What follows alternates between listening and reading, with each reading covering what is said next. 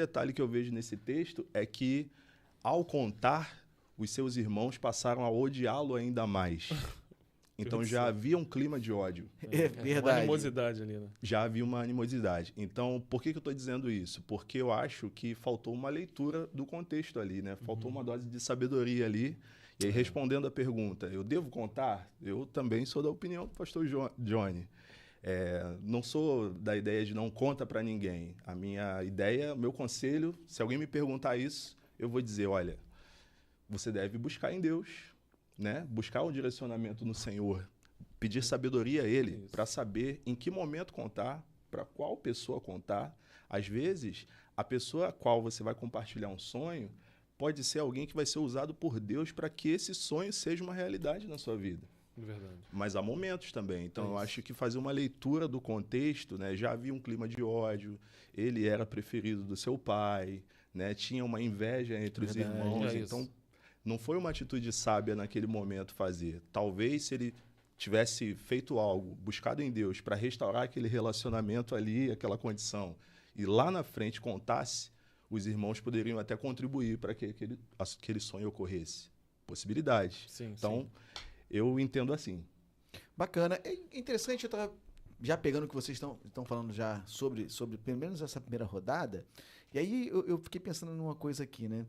Primeiro, né? Saber para quem falar, né? Eu acho que é um ponto interessante, mas pegando a sua deixa, pastor Emerson, já havia, eles estavam mais ainda, eles ficaram com mais inveja ainda, com mais raiva ainda, né? E aí, requer um pouco, eu não nem tá aqui, mas requer um pouco de sabedoria nossa também, né? A gente, no fundo, raras exceções, a gente sabe quem se alegra com a nossa vitória e quem não se alegra tanto assim com a nossa vitória.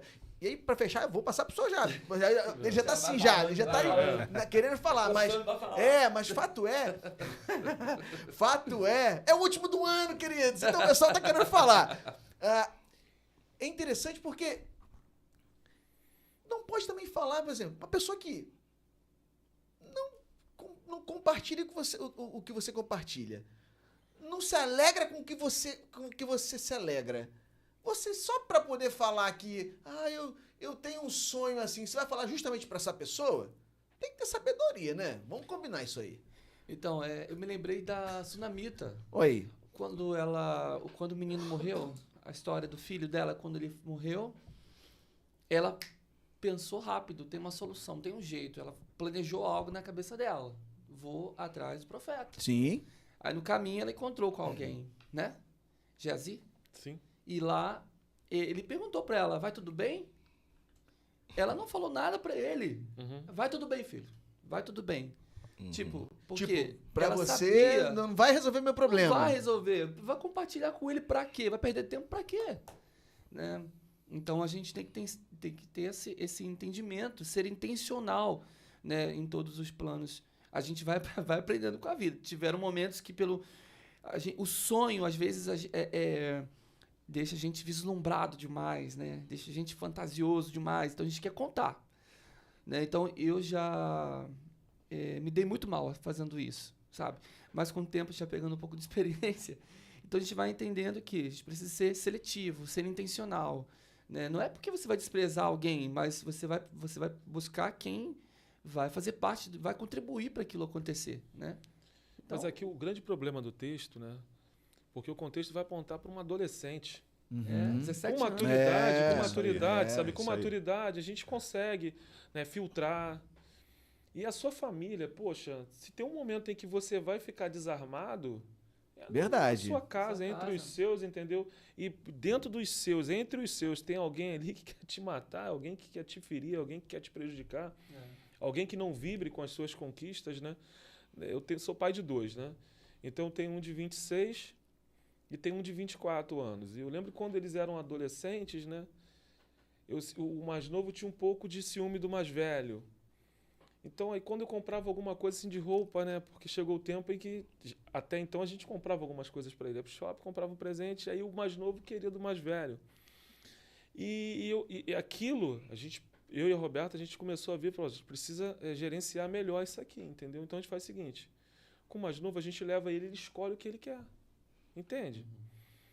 Mas você imagina só, essa foi a estratégia que eu tive lá na criação dos dois, né? Mas imagina o seguinte, assim, um adolescente vai compartilhar entre seus irmãos, e os irmãos contando aquilo com alegria, com felicidade. Acredito eu, que não aponta que José estava contando isso aqui com certo orgulho, para querer prejudicar os Não irmãos. aponta, é Não. verdade. Ele já tinha essa animosidade com ele, entendeu? Já tinha essa animosidade com ele. Então aqui fica um aprendizado para a gente, né? Porque a Bíblia, né, ela vai dizer, ela vai apontar sempre esses problemas, esses conflitos familiares. Mas se a gente for olhar ali para o relacionamento de Jonatas com Davi, Davi até então, né, seria o sucessor de Saul, seria rei no lugar de Saul. E Jonatas entendia aquilo ali que o Senhor era com Davi. Olha aí. Mas era uma amizade. Tinha compartilhar Exato. de sonho entre eles, entendeu? E Jonatas era fiel a ele. Não é verdade? Verdade. Então, assim, às vezes, né, vai acontecer muito disso, de Deus levantar, você ter muito mais relacionamento com um de fora, teoricamente, com um de casa. Você vai compartilhar os teus sonhos com um de fora, vai dizer, amigo mais chegado que irmãos, né? Com os de dentro. E a gente precisa, né? Orientar os nossos, que é assim que funciona. Tem coisas que a gente vai contar? Sim, buscando a direção de Deus. Buscando a direção de Deus. Porque dentro desse trabalho de apacentar, a gente sempre depara com situações assim de feridas, né? Para a gente poder tratar de relacionamentos familiares que houve uma traição entre um familiar, né? O familiar não se respeita. Inveja. Inveja é um sentimento muito ruim, né? Sim. É uma obra da carne aqui que... Misericórdia.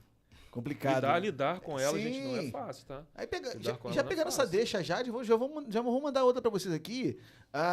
Falando de maturidade também, falando de inveja, falando de tudo que a gente está falando aqui, né? E óbvio, Maturidade é boa. o centro, né? É o que a gente está falando aqui hoje, né?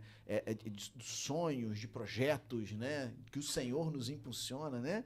A gente também tem que ser maduro ao ponto de saber que não é todo mundo que vai comprar os nossos sonhos. É. E que vai dar uma palavra positiva pra gente. Porque senão, se a gente não for maduro a esse ponto, na primeira fala, se alguém falar assim, isso aí não vai pra frente, não. Acabou. Meu Deus. Não, A gente pastor vai ter Eric? que estar preparado. É. Sim, é verdade. Isso aí é, assim, muito bom você ter trago esse ponto.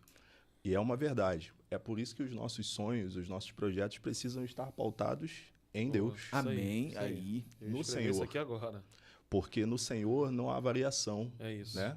No Senhor não há instabilidade. Não tem instabilidade no céu, tem na terra. Então, quando a sua vida, o nosso sonho está pautado no Senhor, ainda que ao compartilhar com a expectativa realmente no relacionamento familiar, de ter uma ajuda, de alguém aplaudir, te ajudar nesse projeto, ou fora da família, e a pessoa não compartilhar desse sonho, não estar preparada, e até trazer uma palavra negativa em relação a isso, aquilo não vai mudar aquilo que Deus plantou no seu coração. Tem algo que Deus plantou. Você já enxergou lá na frente, né? Porque sonho em Deus é assim, né? Sim. A gente vive a realidade hoje como se aquilo já tivesse Visualizar. acontecido. É a fé, né? A fé é a certeza de coisas que se esperam, Meu Deus. Perfeito. né? A convicção. Então eu estou convicto. Eu olho, eu estou no cenário de hoje, mas já enxergo o cenário lá na frente. Sim. Então, uma palavra negativa, uma palavra de desencorajamento não pode mudar o meu humor, porque os meus sonhos estão pautados em Deus. Uau, muito Alguém quer bom. comentar esse ponto? Essa convicção, ela precisa ser trabalhada, sabe? Em nós. A gente, por isso que é importante a gente sempre trabalhar a nossa fé, sabe? Conectar mesmo os nossos sonhos no Senhor. Esse ponto que o pastor Emerson colocou aqui, eu acho importante dar um destaque, assim, frisar. Perfeito. Porque hoje existe, é uma geração assim, muito instável, né? Começa muito bem, daqui a pouco, de repente, bum,